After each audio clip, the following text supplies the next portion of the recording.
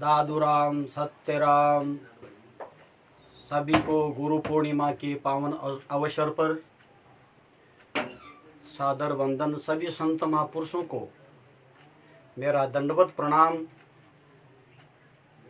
जितने भी लोग इस कार्यक्रम में लाइव से जुड़े हुए हैं उन सबको श्री गुरु पूर्णिमा के पावन अवसर पर मेरी तरफ से बहुत बहुत हार्दिक शुभकामनाएं। प्रिय बंधुओं, भारतवर्ष में उत्सवों की पुरानी परंपरा रही है और सभी उत्सवों में ये गुरु पूर्णिमा उत्सव विशेष स्थान रखता है। जिस प्रकार से देवता, दानव, मानव सभी में गुरुदेव सर्वोपरि हैं, इसी प्रकार से सब उत्सवों में ये गुरु पूर्णिमा का उत्सव बड़ा ही महान है, सर्वोपरि है। इस गुरु पूर्णिमा के पावन पर्व पर सद्गुरु के चरणों में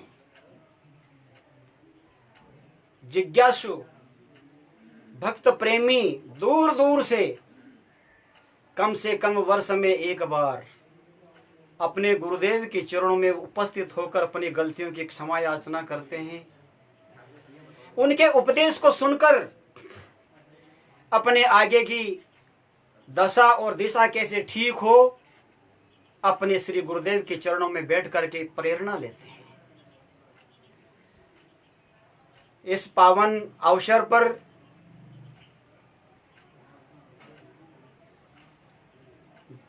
बहुत लोग किसी भी मत पंथ के क्यों नहीं हो, अपने अपने ढंग से अपने गुरुदेव का वंदन करते हैं, अपने गुरुदेव का अभिनंदन करते हैं। और मैं निवेदन कर दूं कि इस गुरु पूर्णिमा महोत्सव पर हमको ये तो समझना ही होगा कि वास्तव में गुरु तत्व क्या है। गुरु किसी व्यक्ति का नाम नहीं है। गुरु शिष्य संबंध एक संबंध न होकर अस्तित्व है। जैसे आत्मा और परमात्मा में कोई भेद नहीं होता, इसी प्रकार से गुरु और शिष्य में तात्विक दृष्टि से देखा जाए तो कोई किसी प्रकार का भेद नहीं होता। और गुरुदेव हमेशा जो 5 प्रकार के भेद हैं, सब प्रकार की भ्रांतियां हैं, उनको मिटाने के लिए ही शिष्य के समक्ष हमेशा प्रस्तुत रहते हैं। सच्चा गुरु वास्तव में वही है जो 24 घंटे अहरनिश अपने शिष्य की सेवा करे, अपने शिष्य की संभाल करे, उसको अपने से भी श्रेष्ठ बनाए, ऐसा संकल्प हो। उसको शिष्य से कुछ भी लेने की भावना नहीं हो, अपितु अपने साधक को देने का भाव।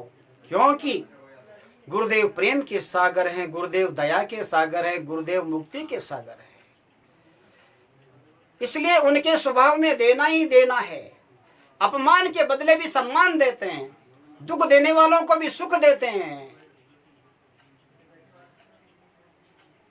जिज्ञासुओं के हृदय का अज्ञान दूर करके आत्म भाव में जगाते हैं और ये बताते हैं कि तू सत्य है, तू चित्त है, तू आनंद रूप है, तू एक है, तू अद्वैत है। ये जन्मने मरने वाला शरीर तू नहीं है, ये आने जाने वाला बहने वाला ये शरीर, ये संसार, ये तेरा स्वरूप नहीं है। ये जो शरीर में मैं और मेरापन और संसार के साथ में जो संसार की वस्तुओं के साथ में जो मेरापन, ये मोह ममता जो की हुई है, ये अज्ञान के कारण से, इसमें अज्ञान ही, ये मूढ़ता ही मूल कारण है। ये सर्व दुखों की खान है। इसलिए शिष्य को परम सुखी करने के लिए, परम प्रसन्न करने के लिए हृदय के अंदर आच्छादित जो अज्ञान है उसको ब्रह्म ज्ञान के द्वारा दूर करके नित्य मुक्त करते हैं। और जो ये काम करते हैं वही सद्गुरु है। कोई भेद से सद्गुरु नहीं माना जाता। केवल कितनी बड़ी बड़ी पीठों के, चाहे कोई मंत होंगे, चाहे कुछ भी होंगे, कितने किसी भी प्रकार के बाह्य आचरण करते होंगे, बाह्य वेशभूषा इत्यादि करते होंगे, लेकिन हमारे संतों ने उसको कभी भी सम्मान की दृष्टि से नहीं देखा। ज्ञानवान होना चाहिए, प्रेम युक्त होना चाहिए। शिष्य के ऊपर छत्र छाया रखने वाला, उसकी हजार गलतियों को भी बार बार बार बार और समझाते हुए, और उनकी दृष्टि जो आत्म दृष्टि है, उनका जो आत्म भाव है, सच्चे सद्गुरु उनको उस आत्म भाव में स्थित करते हैं। ऐसे जो भारतवर्ष में वर्तमान में जो सद्गुरु हैं, ऐसे जो कार्य कर रहे हैं, उन गुरुओं को मेरा प्रणाम है। आज के दिन उन संतों को प्रणाम है। पुरातन काल के जितने भी संत जिन्होंने शिष्यों का निर्माण किया, इस राष्ट्र के लिए, इस समाज के लिए, गौ माता की रक्षा के लिए, परोपकार के लिए, परहित के लिए, जिन्होंने अपने शिष्यों का निर्माण किया और सर्व जगत के हित के लिए, इस राष्ट्र, इस भारत राष्ट्र की रक्षा के लिए उन्होंने निर्भय बनाया, अद्भुत शक्ति दी। अर्थात उनके अंदर जो अद्भुत ब्रह्म शक्ति है, उसका उसमें उन महापुरुषों ने, उन गुरुजनों ने उसकी जागृति की। बंधुओं, मैं निवेदन करूं इस गुरु पूर्णिमा के दिन कि मानुष योनि का खास लक्ष्य केवल आत्मबोध करना और अपने हाथों से सेवा करना, यही तो है। इसलिए गुरु पूर्णिमा के दिन अपने सद्गुरु के वचनों को हृदयंगम करें, चिंतन मनन करें, अपनी कमजोरियों को एक एक को पकड़ पकड़ के बाहर निकालें और अपने गुरु भाइयों की श्रेष्ठता, अपने गुरुजनों के सानिध्य में बैठ करके उनके आदेश उपदेश को हृदयंगम करके हम आगे बढ़े। वो सुशिष्य होते। शिष्य वही जो शिक्षा को धारण करके चले, गुरु शिक्षा को, गुरु संकेतों को धारण करके चले। गुरु संकेतों पर नहीं चले, उनके आदेश उपदेश के अनुसार नहीं चले, वो शिष्य नहीं। और ब्रह्म विद्या का उपदेश उसको आत्मभाव में न जगाए और केवल अपने स्वार्थ सिद्धि करे, अपने मतलब के लिए केवल मात्र शिष्यों का शोषण करे, वो गुरु नहीं। इसलिए हमारे यहाँ गुरु की महिमा बहुत ही विशाल हृदय से, विशाल विचार को लेकर हमारे महापुरुषों ने गाई है।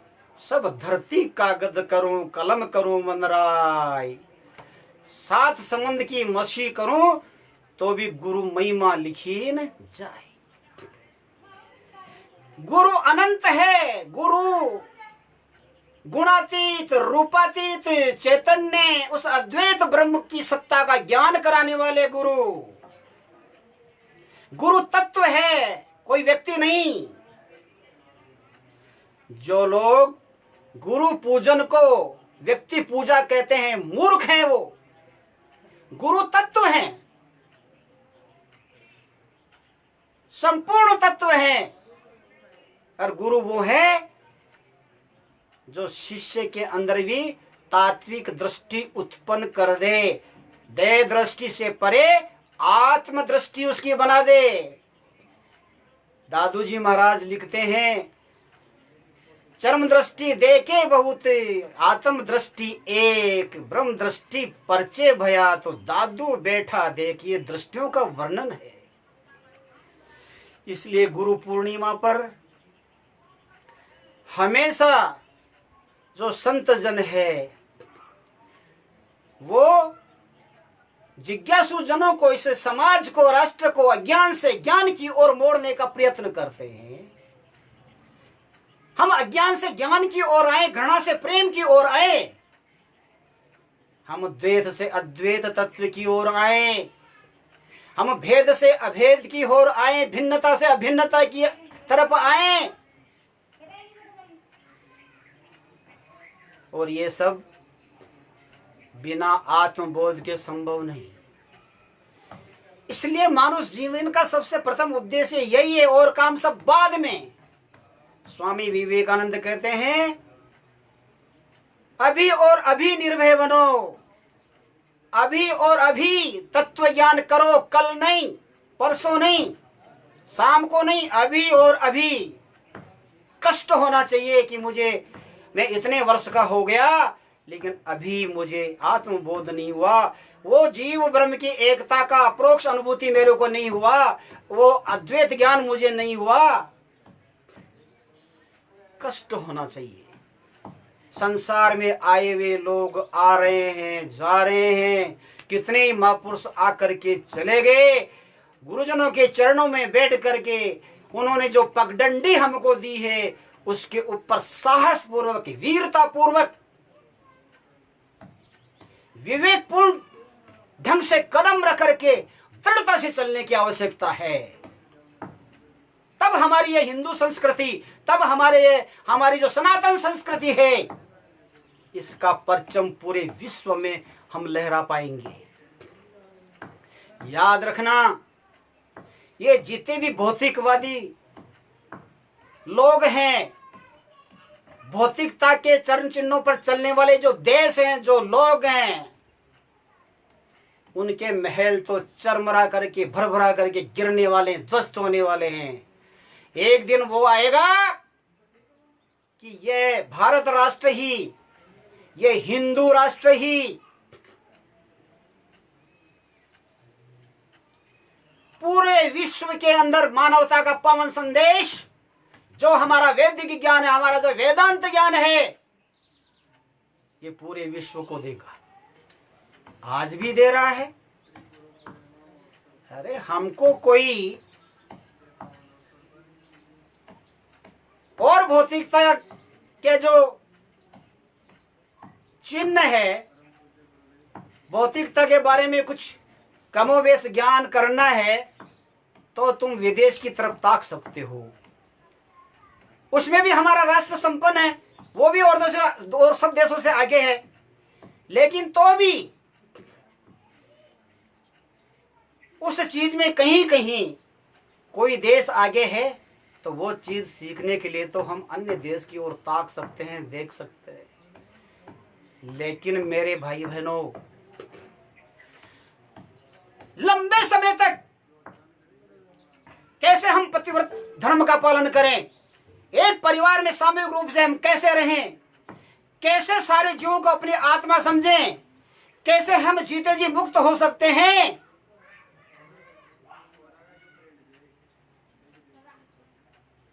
हम कैसे निर्भय हो सकते हैं। जीते जी आत्मानुभूति करना, जीते जी सुख का खजाना जो हमारे हृदय में है, उसको पहचानना अगर अपन को होगा तो प्रत्येक विदेशी को भारत में आना होगा और भारत के साधु संतों को ये चीज विश्व को देने के लिए बाहर जाना होगा। क्योंकि सारा विश्व, ये जो हमारा अद्वैत ज्ञान है, ये हमारा जो मानव में प्रेम बढ़ाने वाला ये अद्वैत ज्ञान है, जीव मात्र को जहां ज्ञान होने के बाद में हम अपनी आत्मा समझ करके बर्ताव करते हैं, जिसमें देश विदेश की कोई सीमा नहीं, जिसमें जाति वर्ण मत पंथ की कोई सीमा नहीं, ऐसा असीम ज्ञान जब हमारे हृदय में प्रकट होगा तो ये विश्व के जितने भी राग द्वेष हैं, ईर्ष्याएं हैं, जितने भी उत्पीड़न हैं, ये समूल नष्ट होंगे। बिना ज्ञान के बिना प्रेम पैदा नहीं होता, और बिना प्रेम के बिना कोई एक दूसरे के पास में नहीं बैठता।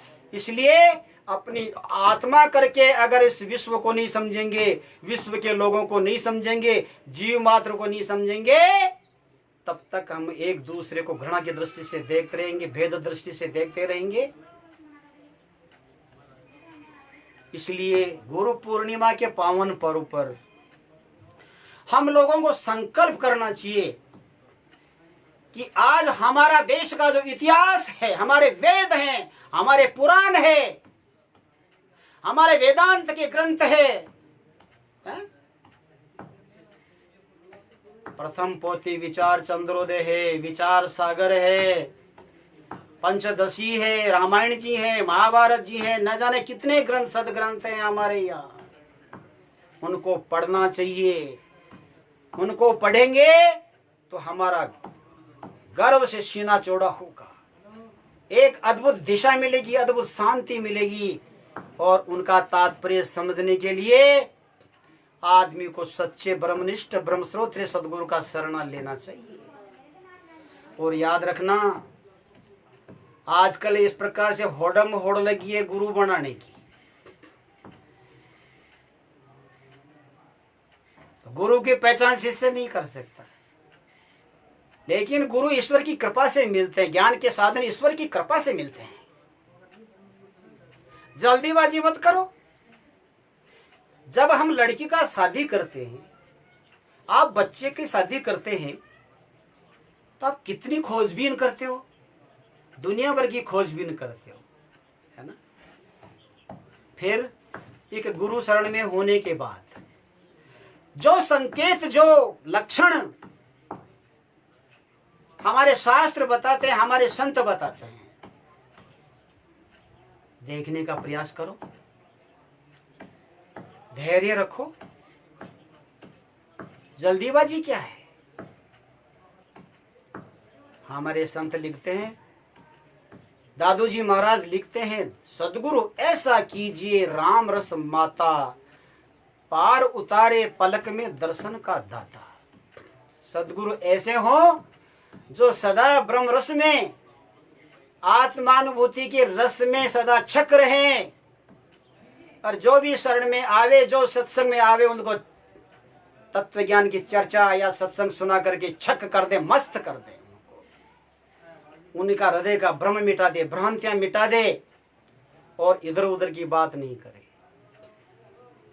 सच्चे सदगुरु शास्त्रों के बहुत ज्यादा आडंबरों में, शब्द जाल में किसी शिष्य को नहीं उलझाते। सच्चे सदगुरु लघुतम मार्ग बताते हैं।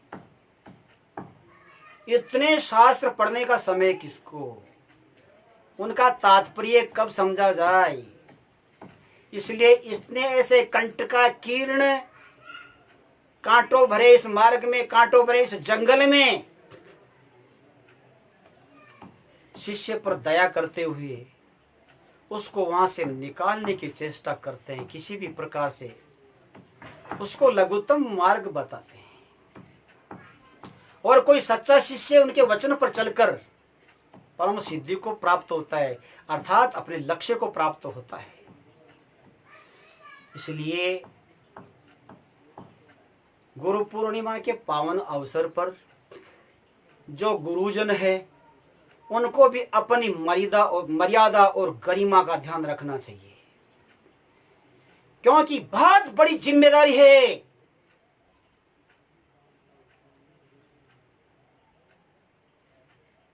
राष्ट्र की, समाज की, उनके मार्गदर्शन करने की, नेतृत्व करने की सबसे बड़ी जिम्मेदारी संतों की है।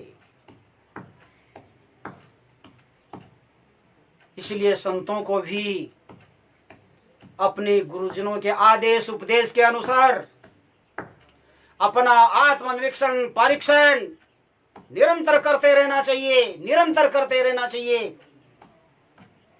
अगर हमारा आचरण, अगर हमारा स्वभाव, अगर हमारा कर्तव्य सबको सुख पहुंचाने वाला होगा, सर्व का भला करने वाला होगा, तो अपनी संगत में रहने वाले जो जिज्ञासु जन हैं, जो साधक गण हैं, जो भूले भटके लोग हैं, उनको ज्यादा तत्व प्रवचन करने की आवश्यकता नहीं पड़ेगी। वो आपका आचरण, आपका स्वभाव इत्यादि देख करके ही बहुत कुछ ग्रहण कर लेंगे। हिमालय पर्वत क्या किसी को बोल के कहता है? अगर हमको पसीना आया हुआ है और हिमालय की तलहटी में हम जाके बैठते हैं तो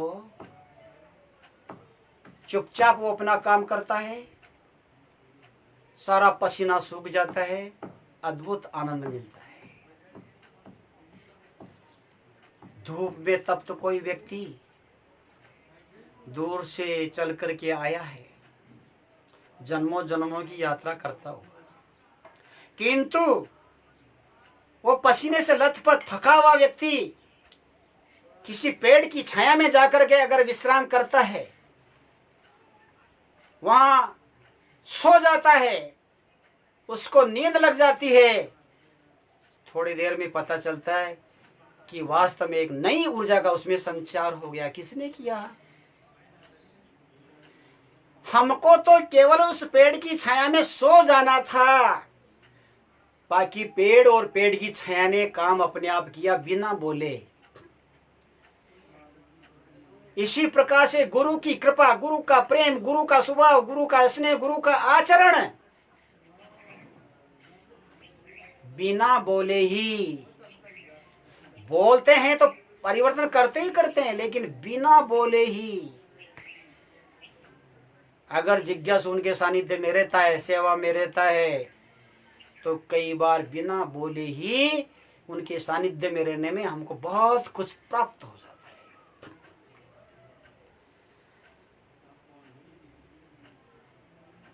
5 प्रकार से, 4 प्रकार से शिष्य को बदलते हैं। याद रखना सब लोग। गुरु के सन्मुख जाकर के बैठ के अपनी दृष्टि से निहाल कर देंगे, दृष्टि मात्र से। उनकी दृष्टि चरम दृष्टि नहीं है, ब्रह्म दृष्टि है उनकी। आपको भी ब्रह्म रूप में देखते हैं, ब्रह्म रूप आपका जगाते हैं, तभी तो। जिनकी चरम दृष्टि है, ब्रह्म दृष्टि नहीं है, वो गुरु काम के नहीं। वो तुमको ब्रह्म स्वरूप में स्थित नहीं कर सकते, वो नहीं कर सकते, वो तुम्हारे में आमूलचूल परिवर्तन नहीं कर सकते, तुम्हारे जिंदगी को नर से नारायण में नहीं बदल सकते कभी भी। अब कोई कहता है कि केवल दृष्टि मात्र से बदलते हैं, कैसे माने? मैं आपको उदाहरण देता हूं।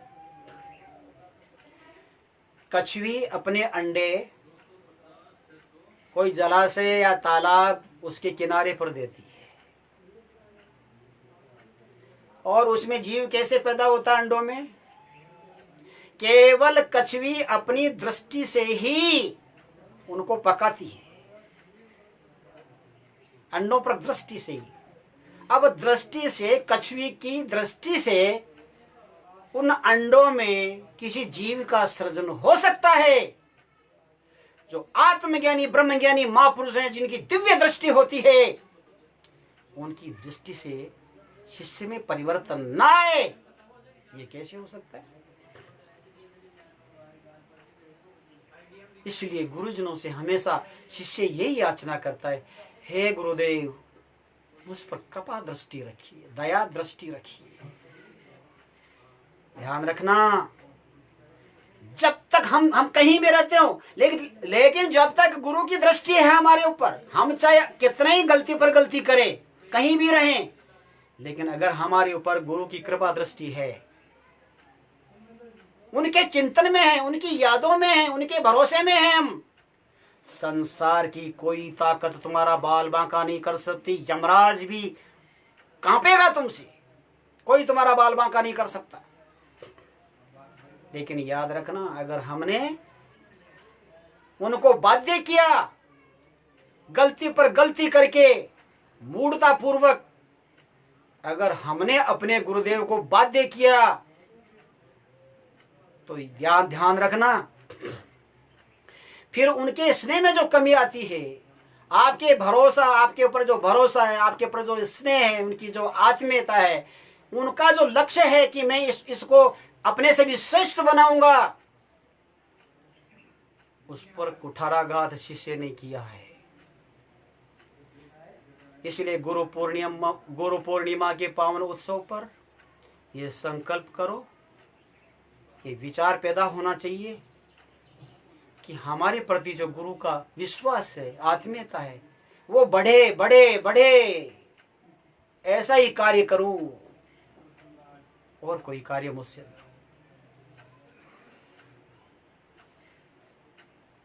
दादू जैसे गुरु मिले शिष्य रज्जब सा जान, एक शब्द की चोट से मिट गई खेचा थान। समर्थ गुरु शिष्य को समर्थ बना के छोड़ते हैं। तो मैंने दृष्टि के बारे में बताया। अब दूसरा आता है स्पर्श।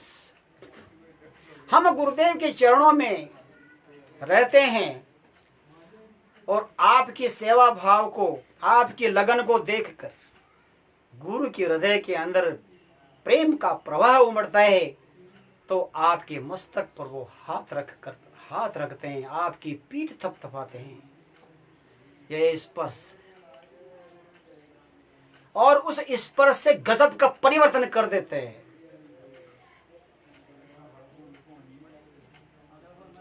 गेब माई गुरु मिल्या पाया हम प्रसाद, है ना।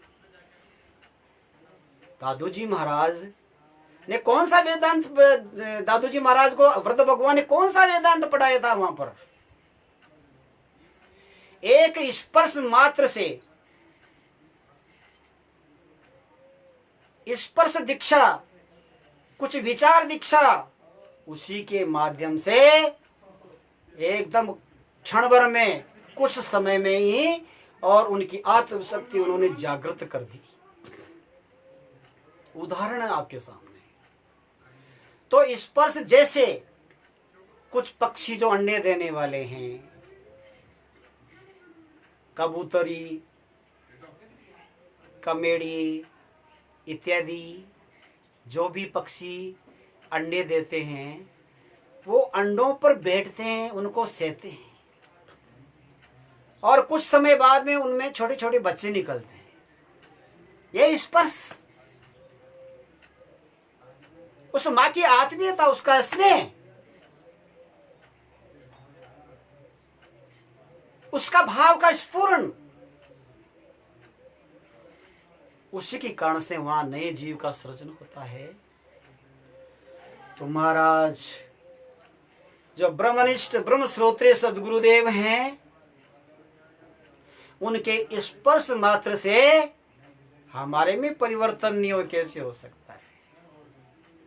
ये तो तभी है कि हम केवल नाम मात्र के शिष्य बने। मैंने कहा शिष्य रज्जब सा जान। एक बात मैं कहना चाहूंगा, जलाने से कोई हर कोई दीपक जल जाता है? नहीं।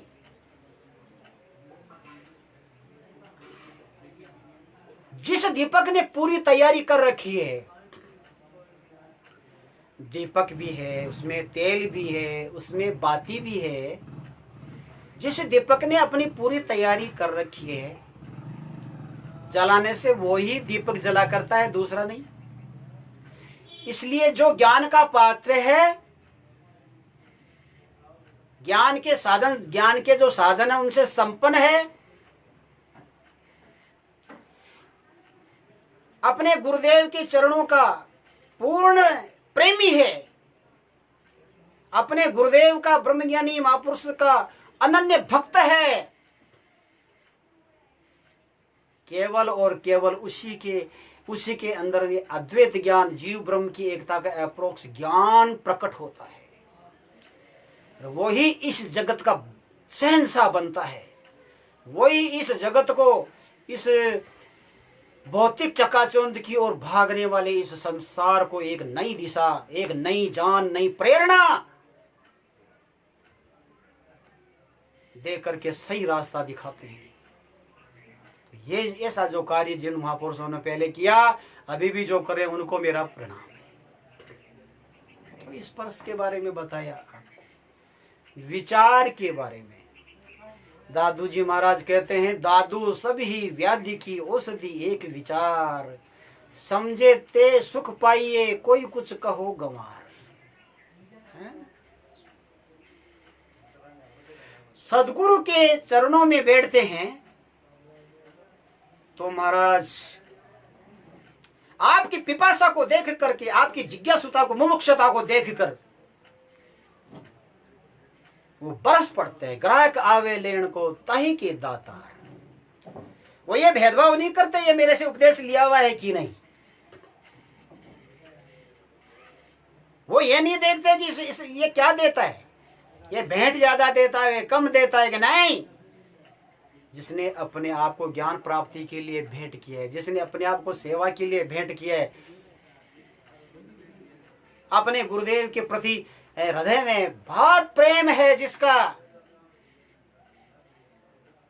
ऐसे लक्षणों वाला जो जिज्ञासु है ना, उनको गुरुदेव विचार दे करके अपनी करुण कृपा से निहाल कर देते हैं उसको, है ना। और चौथी मैं बता रहा हूं, वो है भाव दृष्टि। भाव दृष्टि। क्रौंच पक्षी का नाम सुना है? क्रौंच पक्षी जब सर्दियां आने लगती है तो हिमालय के अंदर बर्फ के अंदर अंडे देते हैं। अंडे देने के बाद उनके ऊपर धीरे धीरे धीरे धीरे वो बर्फ जमना शुरू हो जाती है, और इतनी कड़ाके की ठंड और बर्फीला स्थान होने के कारण से जो क्रौंच पक्षी है, नर और मादा, वो उस स्थान को छोड़ करके दूर उन देशों में चले जाते हैं जहां गर्मी पड़ती है। हजारों कोस, हजारों किलोमीटर, और कहें तो एक देश की सीमा छोड़ करके दूसरी सीमा तक वो पक्षी चले जाते हैं। अब बताओ उन अंडों में बच्चों का सृजन कैसे होता है, नए जीव का सृजन कैसे होता है पता है? वो क्रौंच पक्षी भारत से, हिमालय से, चाहे वो अमेरिका गया है, लेकिन वो दाना पानी करता हुआ भी वो भाव रूप से उसका चिंतन अंडों में बना रहता है। भाव रूप से स्मरण करता है वो 24 घंटे अहर्निश, और मां के उस भाव के कारण से, मां के उस आत्मीयता और प्रेम के कारण से उन अंडों के अंदर जीव का सृजन होता है, वो बढ़ता है। और ज्यों ज्यों फिर गर्मियां आती है, बर्फ पिघलने लगती है, और पिघलते पिघलते अंडे जब परिपक्व हो जाते हैं तब तक नर और मादा दोनों वहां चले जाते हैं। और जब बर्फ पूरी हट जाती है उसमें छोटे छोटे बच्चे निकलते हैं, वो बच्चों को लेकर के और अपने साथ में लेकर के उड़ जाते हैं। एक क्रौंच पक्षी भाव रूप से अंडों में एक नए जीव का सृजन कर सकता है, तो क्या एक आत्मज्ञानी गुरुदेव हैं, जो आत्मज्ञानी कृपालु ब्रह्मनिष्ठ ब्रह्मश्रोत्रिय जो सदगुरु हैं, है ना, तो क्या भाव रूप से परिवर्तन नहीं करते? करते हैं। इसलिए गुरुदेव का कोई सा रूप क्यों नहीं हो, किसी रूप में किसी भी प्रकार से वो भला कर देते हैं। लेकिन बंधुओं, मैं निवेदन करना चाहूंगा कि ईश्वर ते गुरु में अधिक धारे भक्ति सुजान, बिन गुरु भक्ति प्रवीण हूं लहेन आत्म ज्ञान।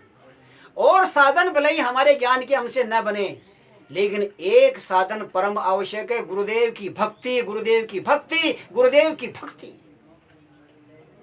ईश्वर से भी ज्यादा, जैसे कोई ईश्वर भक्त ईश्वर की अनन्य भक्ति करता है, अरे साधक ने ईश्वर भक्ति की, उसका परिणाम तो ज्ञान के साधन मिल गए, गुरुदेव से मिलान हो गया हमारा। अब ईश्वर से क्या मांगते हो? अब तो जो ज्ञान प्राप्त करके मुक्त होना है आपको, सेवा के कार्य करने हैं आपको, राष्ट्र समाज के लिए, विश्व बंधुत्व की भावनाओं को लेकर के काम करना है आपको, तो अब तो आप अपने गुरुदेव के साथ में जुड़िए। जहां हम तन मन धन जीवन अर्पित करते हैं, तो केवल बोलने में अर्पण नहीं, वो अर्पण होना ही चाहिए। पूर्ण समर्पण के बिना, संघर्ष के बिना, तपस्या के बिना मान लक्ष्य को प्राप्त नहीं किया जा सकता। इसलिए एक शिष्य को गुरु रूप में खड़ा होने के लिए तपना पड़ेगा, लंबे समय तक तपना पड़ेगा, तब जाते कोई ठोस चरित्र निर्माण होता है। इसलिए बड़े धैर्य की जरूरत होती है। साधना में बहुत बड़े धैर्य की जरूरत पड़ती है। इसलिए शिष्य को चाहिए कि वो अपने गुरुदेव की ईश्वर से भी ज्यादा भक्ति करे। ईश्वर भक्ति का तो फल एक अदृष्ट फल है, लेकिन गुरु भक्ति के दो फल हैं, दृष्ट फल और अदृष्ट फल। दोनों फल मिलते हैं, एक फल ज्यादा मिलता है। इसलिए ईश्वर से भी ज्यादा भक्ति गुरुदेव की करनी चाहिए, हमारे संत शास्त्र कहते हैं। विचार सागर में साफ विशलदास जी महाराज लिखते हैं, तो बिन गुरु भक्ति प्रवीण लहेन आत्म ज्ञान। हम विद्वान तो हो सकते हैं, प्रवीण हो सकते हैं शास्त्र लिखने में, शास्त्र पढ़ने में, कथाएं करने में, लोगों को ज्ञान सुनाने में, बहुत सारे शिष्य और शिष्याएं बनाने में बहुत प्रवीण हो गए आप। बहुत लोगों को आप लच्छेदार भाषण देकर के, प्रवचन देकर के आप प्रभावित कर सकते हैं, लेकिन ये बड़ा काम नहीं है। इतना होने के बाद भी आत्मबोध होना संभव नहीं है, और जब तक आत्मबोध नहीं होता तब तक हम संपूर्ण दुखों से निवृत्त नहीं हो सकते। परमानंद जो हमारा स्वरूप है उसमें स्थित नहीं हो सकते। इसलिए इस प्रकार के भटकाव में हम लोग न बहकें कि कभी भी। गुरुदेव की आज्ञा के पालन के बारे में कहा जाता है कि गुरुदेव की आज्ञा का पालन करो, गुरुदेव की आज्ञा का पालन करो। संकेतों का भी उल्लंघन मत करो, भाव का भी उल्लंघन मत करो। ऐसा हमारे महापुरुष कहते हैं, संत शास्त्र कहते हैं। शास्त्र पढ़ते तो ये चीजें आती है। मैं जहां तक समझ पाया तो ऐसा क्यों कहा गया? ऐसा इसलिए कहा गया कि गुरुदेव की जो आज्ञा के अंदर शिष्य का भला छिपा हुआ है, शिष्य समझ नहीं सकता, उसको समझने की क्षमता नहीं है। इसलिए समझने का प्रयत्न या इस प्रकार की बहुत ज्यादा उलझन में न पड़ करके श्रद्धानिष्ठ होकर कि गुरुदेव मेरे कल्याणक हैं, मेरे सिरमौर हैं, मैं कुछ भी गलत नहीं कर सकता। इसलिए बिना ज्यादा विचार किए गुरुदेव की आज्ञा का पालन करना चाहिए। गुरुदेव की आज्ञा को गिरने नहीं देना चाहिए। उनकी आज्ञा का जितना भी हम उल्लंघन करेंगे या जितनी भी हम देरी करेंगे, उतने ही उसका प्रभाव हमारे जीवन पर कम हो जाएगा। इसलिए अपने गुरुदेव की निर्देश संकेतों का पालन करो। मैं एक छोटा सा दृष्टांत कहना चाहूंगा। एक बार एक गुरु और शिष्य तीर्थाटन करने के बाद अपने आश्रम को लौट रहे थे। बहुत लंबे समय के बाद लौट रहे थे, चलते चलते बीच में जंगल पड़ गया। उस जंगल के अंदर जब उनको प्यास लगी तो एक मकान दिखा, कच्चा मकान। उधर की ओर गए, वहां जाके आवाज लगाई। आवाज लगाने के बाद वहां पति और पत्नी 2 बच्चों के साथ में निकल करके आए। उन्होंने कहा, महाराज जी प्रणाम, आदेश करें। तो गुरु शिष्य दोनों ने कहा कि प्यास लगी है, पानी मिलेगा? कि क्यों नहीं। वो तत्काल अंदर जाकर के पानी लेकर के आते, पानी पिलाते। सायंकाल का समय था। धीरे धीरे बातें करते करते अंधेरा होने लगा। उन्होंने कहा कि गुरुजी आप यहाँ रुको, अब कहाँ जाओगे, सवेरे चले जाना। तो उन्होंने कहा हम भी यही सोच रहे हैं। परिवार की औपचारिक बातें चलने लगी। गुरुजी ने कहा कि ये जो 10 बीघा जमीन लगभग मुझे दिख रही इतनी बड़ी, ये जमीन किसकी है? हमारी ही है। तो फिर आज इसमें खेती क्यों नहीं करते? आपका घर का खर्चा कैसे चलता है? तो कहा गुरुजी कौन माथा फोड़ी करे, हमारे तो एक भैंस है जो 4-8 किलो दूध देती है 2 समय का, उसमें हम 3 किलो 4 किलो एक समय का हमारे घर में काम ले लेते हैं, और बाकी का जो दूध है हम बेच देते हैं, उससे जो खर्चा आता है उससे हमारा घर खर्च चल जाता है, कौन माथा फोड़ी करे। अच्छा, तो ये 10 बीघा जमीन है। उन्होंने सोचा कि इसकी आसक्ति केवल मात्र इस भैंस का जो इसी में फंस, आगे बढ़ने की सोच नहीं है इसकी। अब इसका घर का पानी पी लिया, और तो और जब रात्रि को रुके तो भोजन कर लिया। याद रखना, जो सच्चे संत जहां से अंजल कर लेते हैं उस परिवार का भला कर जाते हैं महाराज। संत छके वाणी बके। उस गृहस्थी के लिए, उस साधक के लिए उसके कल्याण के फाटक खुल जाते हैं जो श्रद्धालु है। इसलिए गुरुजी ने कहा कि हम जल्दी चले जाएंगे। कोई बात नहीं गुरुजी।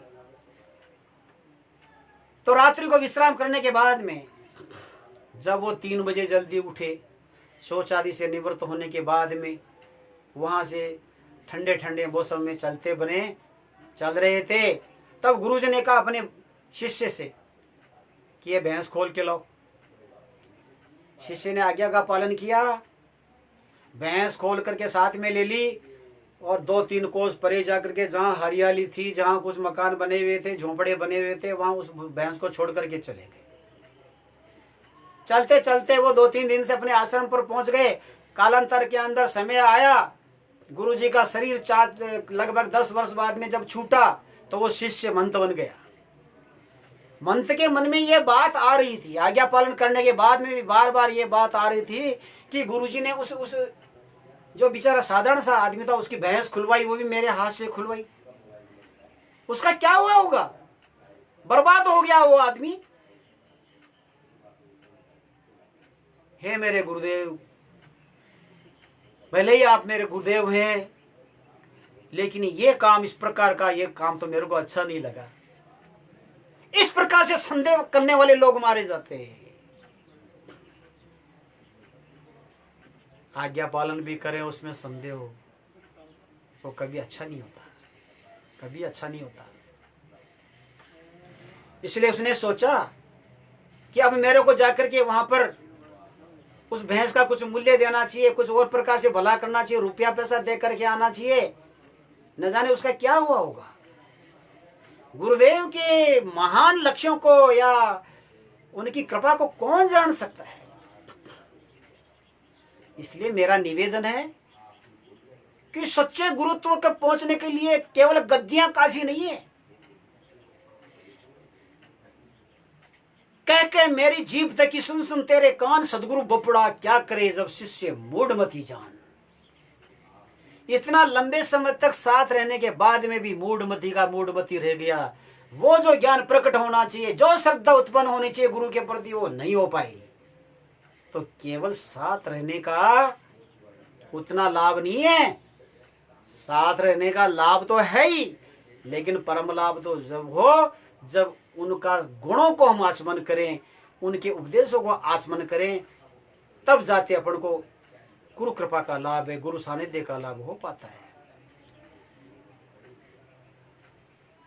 तो वो गया, भाई चलो चलना चाहिए। जिनके यहाँ पानी पिया था, भोजन किया था गुरुजी ने, हमने, तो वो चलते चलते उसकी आंखें फटी के फटी रह गई महाराज। 10 बीघा के अंदर फसल लहला रही थी। कहीं बाजरा है, कहीं मोट है, कहीं गंवार है, कहीं मूंगफली है, इस प्रकार से। और तो और फलदार वृक्ष, औषधियों से युक्त वृक्ष वहां लहला रहे थे। उनके घर गए, उन्होंने आसन दे करके बिठाया, पूछा आप मेरे को पहचाने?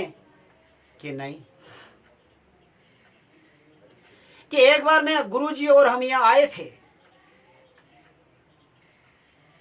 आपके यहाँ भोजन किया था, रात्रि को ठहरे थे, तो उन्होंने कहा कि हाँ ध्यान में आया, हमारे तो उन गुरुजी की कृपा से ही ये सारा सब कुछ हुआ है, ऐसा मैं मानता हूं। क्योंकि उसी दिन हमारी भैंस खुल गई, और उस भैंस के खुल जाने के कारण से, कहीं भाग जाने के कारण से हमारा पुरुषार्थ जगा।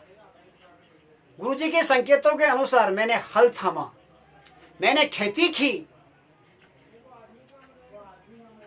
उन आपके जाने के 2-3 दिन बाद में ही बहुत बड़ी बारिश हो गई, बहुत भयंकर बारिश हुई, और हमने बीज बो दिया, फसल बो दी, और फसल का परिणाम बहुत अच्छा आया। और उसके बाद में हमारा मन और उत्साहित हुआ, हमने कुआं कर लिया, हर फसल करने लगे। और आपके सामने देखते हो, ये फलदार वृक्ष, ये छायादार वृक्ष, ये औषधि युक्त वृक्ष, ये सारी की सारी वो संतों की कृपा है, वो गुरुदेव की कृपा है, सारी की सारी आपके जो गुरुजी हमारे आए थे उनकी कृपा है। ये सारा दृश्य सुनकर के शिष्य की आंखें डबडबाई कि हे गुरुदेव, आपके साथ में रह करके कभी मैं आपका नहीं हो सका, आपके साथ में रह करके कभी मैंने आपके महान जीवन को समझ नहीं पाया। ऐसे करके रुदन करने लगा। उस भाई ने पूछा कि आप रुदन क्यों करते हैं? मुझे गुरुदेव की याद आ गई। कहने का मतलब क्या है? बहुत लंबा समय लगता है। केवल गुरुदेव को जाने के बाद में उनका आसन, उनकी गद्दी पर बैठ जाना, ये बड़ी बात नहीं है।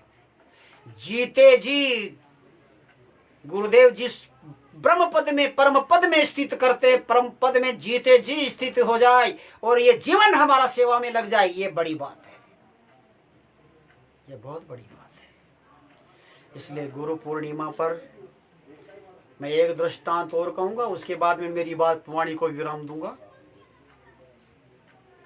एक बार गुरुजी ने अपने दोनों शिष्यों को 2 मूंग के बीज देकर के कहा कि मैं तीर्थाटन करके आऊंगा 10 साल बाद में, मुझे ये दोनों मूंग सुरक्षित चाहिए।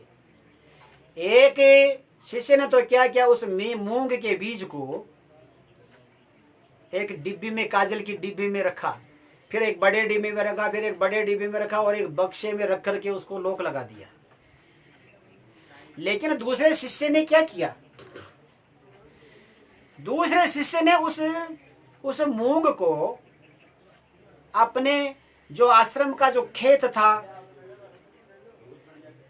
वर्षा ऋतु के अंदर उसको बो दिया। अपने प्राणों से भी प्यारा समझकर, गुरुदेव का आदेश समझकर कि गुरुदेव ने जो कहा था उस पर मुझे 100% खरा उतरना है, उस बीज को बो दिया और उसकी पालना करने लगा। वो बोझा या कहिए उसका जो पौधा है वो बड़ा विशाल रूप लिया, खूब सारी उसके फलियां लगी, 1 किलो मूंग प्राप्त हुआ।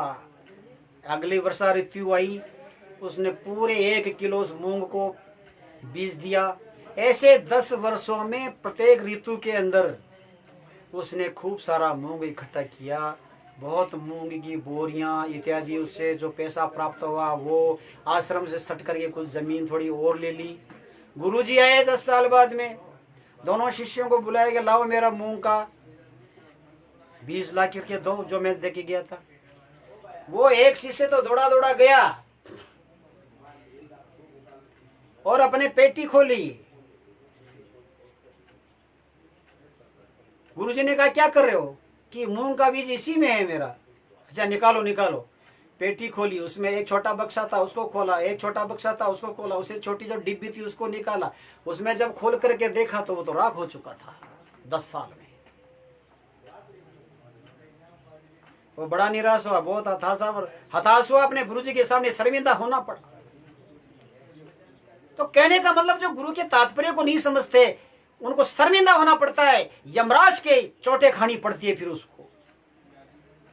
लेकिन जो गुरुदेव की शब्द की चोट, गुरुदेव के हाथ की चोट जो झेल पाता है, सहन कर पाता है, सजग सरल और सहज जीवन बना लिया जिसने, वो धन्य है। दूसरे शिष्य को कहा, तूने क्या किया? मैं मूंग का बीज लाओ, देखते क्या हो। गुरुजी मेरे से चलता नहीं है वो मूंग का बीज, आपको ही चलना पड़ेगा मूंग के बीज के पास। कि ऐसे क्या बात है? क्या ऐसी ही बात है, मेरे साथ में चलिए। तो लेकर के गए और शिष्य चरणों में निवेदन करने लगा कि महाराज ये जो हरा भरा जो खेत लहला रहा है मूंग का जो फलियां लगी हुई है, ये आपका मूंग का बीज है। आप गोदाम में चलो, ये जितनी भी बोरियां भरी पड़ी है गोदाम के, ये आपका मूंग का बीज है ना। तो उस एक मूंग के बीज का कितना विस्तार किया उसने।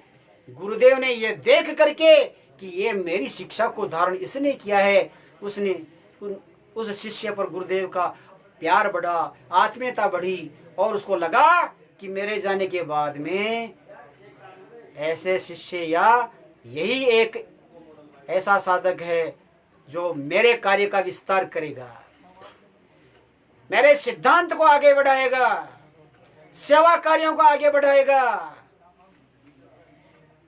तो उनकी अत्यंत आत्मीयता बढ़ी, उनको छाती से लगाया अपने शिष्य को। तो मेरा निवेदन है कि सद शिष्य वो हैं जो अपने गुरु जी का प्रयोजन है, अपने गुरुदेव का जो आशय है, जो अपेक्षा है, अपने गुरुदेव की अपेक्षाओं पर खड़ा रहे, है ना। और मैं निवेदन करना चाहता हूं कि गुरु पूर्णिमा के पावन अवसर पर कि आदमी को नुगरा नहीं मरना चाहिए, नुगरा नहीं मरना चाहिए, सदगुरु अवश्य होना चाहिए। जो वर्तमान समय में कुछ संतों को लेकर के जो टिक्का टिप्पणियां हो रही है, हालांकि मैं उसमें नहीं जाना चाहता, लेकिन इस प्रकार के दृश्य, षड्यंत्र इत्यादि को लेकर हम लोगों को संतों के प्रति, गुरु परंपरा है उसके प्रति श्रद्धा कभी कम नहीं करनी चाहिए। अपने गुरुदेव के प्रति परम श्रद्धा हमारी होनी चाहिए। एक बात का विचार करो, इस दुनिया में कि क्या अंधेरा उजाले के बिना मिल सकता है? नहीं मिल सकता। तो गुरुदेव के बिना आत्मज्ञान भी नहीं हो सकता। इस पृथ्वी पर जब बिना उजाले के ही अंधेरा मिटने लग जाएगा, उस दिन बिना गुरु के ज्ञान भी होने लग जाएगा। बहुत लोग इस प्रकार के हैं जो कहते हैं कि व्यक्ति को गुरु मत बनाओ। ये बात सारे संत शास्त्र कहते हैं, व्यक्ति गुरु नहीं होता, गुरु कोई साधारण व्यक्ति नहीं होता, गुरु तत्व होते हैं, मैंने पहले भी कही है। इसलिए सब साधक बंधुओं, मेरा निवेदन है कि अंधेरे को मिटाने का उपाय उजाला ही है, और बाहर सांसारिक अंधेरे को मिटाने के लिए तो सूर्य, चंद्रमा और बाहर के जितने भी चिराग इत्यादि उनसे भी यथा योग्य हम दूर कर सकते हैं।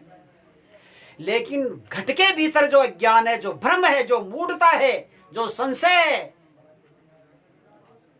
तो संशय रूप जो अंधेरा है वो बिना गुरु के तत्व ज्ञान के, बिना गुरु की कृपा के, बिना गुरु के विचार के सपने में भी दूर होने वाला न था, न है, न कभी हो सकता।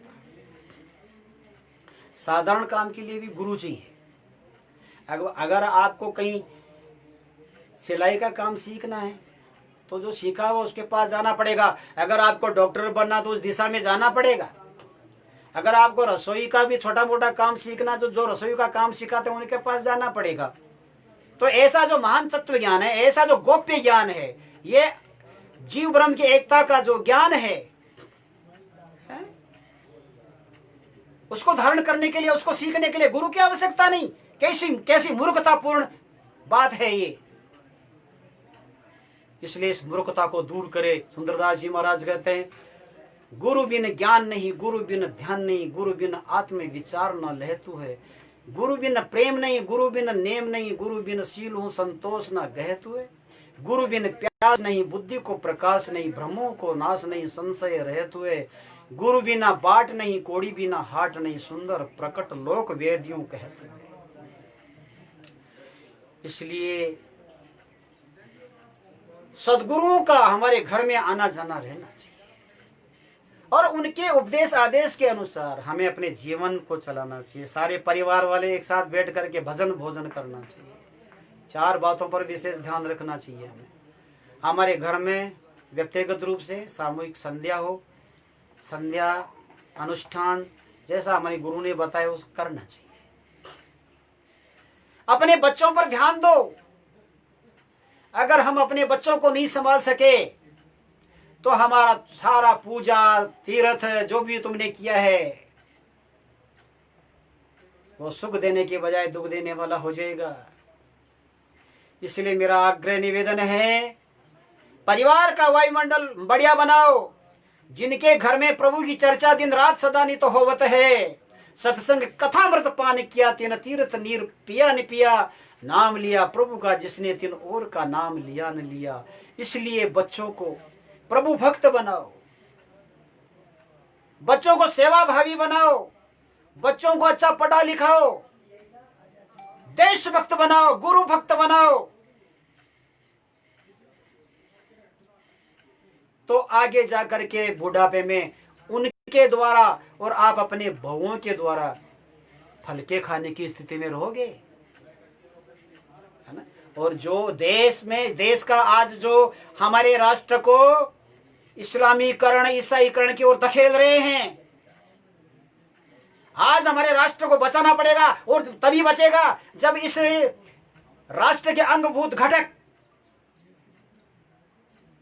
जो ये हिंदू समाज है, इस हिंदू धर्म के अंदर अपने बालकों को अपने गीता का ज्ञान, हमारे रामायण इत्यादि की कथाएं वो सुनानी पड़ेगी, उनका शौर्य जगाना पड़ेगा। स्वामी विवेकानंद कहते हैं, तुम किसी को जगा करके तो कह करके तो देखो एक बार, तू सत्य है, तू चित्त है, तू आनंद रूप है, तू अद्वैत है, तू ब्रह्म रूप है, तुझे काल नहीं खा सकता। तो देखो इसने बिजली के तेज की तरह एकदम उसके अंदर है ना, तेज प्रकट होता है उसके अंदर। हाँ, ये बात है कि जो मुड होगा वो और ज्यादा मुड हो जाएगा, लेकिन जो जिज्ञासु होगा उसकी श्रद्धा बढ़ जाएगी। वो हमेशा हमेशा अपने गुरुदेव के चरणों के अंदर समर्पित रहेगा। व्यक्ति निर्माण की दृष्टि से, सेवा कार्य करने की दृष्टि से हम लोगों ने राष्ट्रीय आध्यात्मिक ज्ञान सेवा केंद्र का ये प्रकल्प हमने चला रखा है। तो पूरे राष्ट्र के अंदर फैला दो व्यक्ति निर्माण के इस प्रकल्प को। साहस और वीरता के साथ में अपने वरिष्ठ कार्यकर्ताओं के मार्गदर्शन में कार्य करने का मन बनाओ। और हम सब लोग परस्पर पर प्यार रखते हुए, सब गुरु भाई परस्पर पर प्यार रखते हुए और सदा अपने गुरुदेव का ध्यान करते हुए उनकी शिक्षा उपदेशों को सदा हम ध्यान रखेंगे और अपने जीवन को खुशहाल बनाएंगे।